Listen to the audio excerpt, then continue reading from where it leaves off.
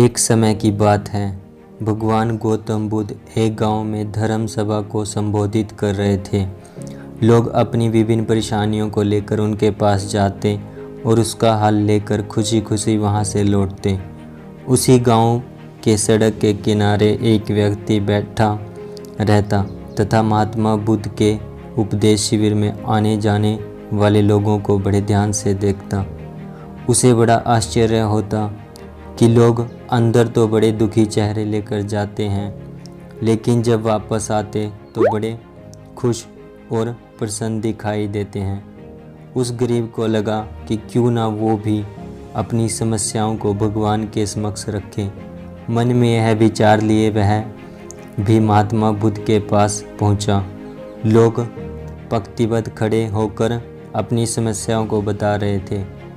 जब उसकी बारी आई तो उसने बड़े सबसे पहले महात्मा बुद्ध को प्रणाम किया और फिर कहा, भगवान, इस गांव में लगभग सभी लोग खुश और समृद्ध हैं, फिर मैं ही क्यों गरीब हूँ। इस पर उन्होंने मुस्कुराते हुए कहा, तुम गरीब और निर्धन इसलिए हो क्योंकि तुमने आज तक किसी को कुछ नहीं दिया ही नहीं।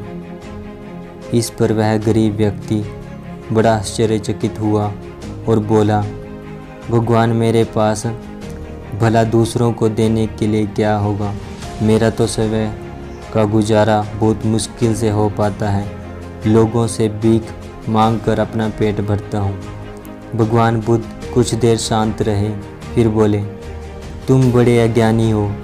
औरों के साथ बांटने के लिए ईश्वर ने तुम्हें बहुत कुछ दिया है, मुस्कुराहट दी है जिससे तुम लोगों में आशा का संचार कर सकते हो, मुख दिया है ताकि लोगों से दो मीठे शब्द बोल सकते हैं, उनकी प्रशंसा कर सकते हो।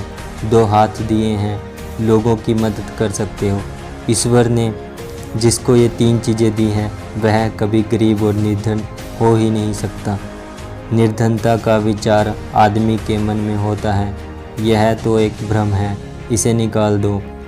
कभी भी मन में निर्धनता का भाव उत्पन्न न होने दो, गरीबी अपने आप दूर हो जाएगी। भगवान बुद्ध का संदेश सुनकर उस आदमी का चेहरा चमक उठा और उसने इस उपदेश को अपने जीवन में उतारा, जिससे वह फिर कभी दुखी नहीं हुआ।